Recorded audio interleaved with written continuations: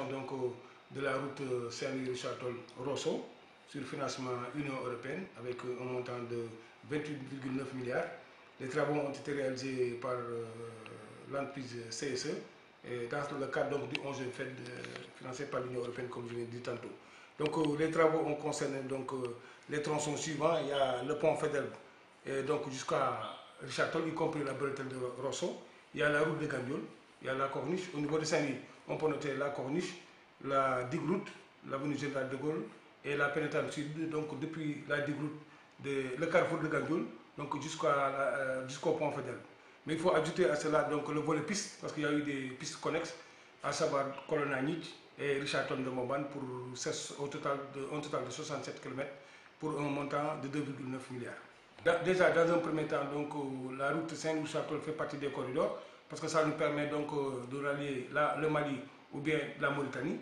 Et ces routes étaient avec une largeur carrossable de 6 mètres et qu'il fallait donc la mettre au standard CEDEAO, à savoir 7,2 mètres de route revêtue. C'est ce qui a été fait. Et nous avons aussi relevé la ligne sur certaines sections de la route de façon à mettre la chaussée hors d'eau pour donc la protéger contre les eaux de pluie qui viennent donc du Ferlo pour aller donc, ou bien du Walo, ou du Djeri pour aller vers le Walo. Je veux dire que donc, on a non seulement relevé la ligne rouge, mais aussi il y a les ouvrages d'équilibre qui ont été réalisés pour permettre donc le passage d'eau.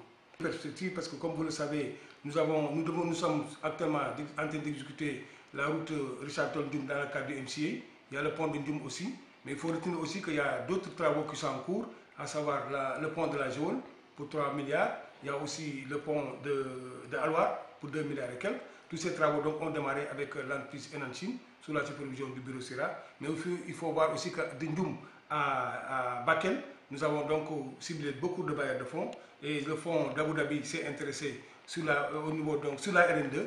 Et actuellement, donc, nous sommes en train de faire l'entretien périodique pour faciliter donc, le trafic sur cette tronçon. Mais je pense que sous peu, nous aurons un financement complémentaire pour faire une bonne partie donc, de ces sections de la RN2, comprise entre Ndioum et Ourossogui. Mais entre-temps, pour maintenir le réseau dans un bon état, sur le financement donc, du fonds d'entretien routier annuel, nous allons continuer à faire l'entretien périodique, surtout sur la RN2 entre Saint-Louis et la limite de la région de Thiès, par la mise en place d'un nouveau tapis, comme vous l'avez eu là constaté entre Par et Saint-Louis.